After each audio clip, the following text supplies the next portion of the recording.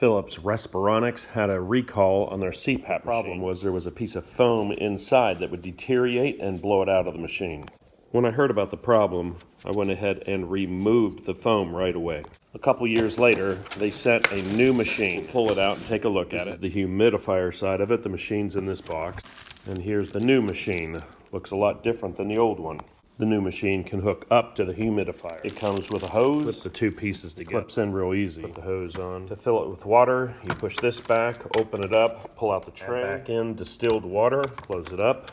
Pull out the SIM card on the new one. Put the old SIM card into the new machine. Close it up. Plug in the power supply. Plug it in and it turns on. Seems a lot more intuitive. You just move the dial back and forth. The humidifier does seem a little louder than the old one without the humidifier. It doesn't have that gurgling sound. Definitely quieter without the humidifier. Pour out some of the water and see if it gurgles less. I'll make sure it's below the max line. Put the water back in, close it up. The gurgling stopped when I got the water level correct. They included a label so you can send back your old machine. The setup of the new machine was pretty easy.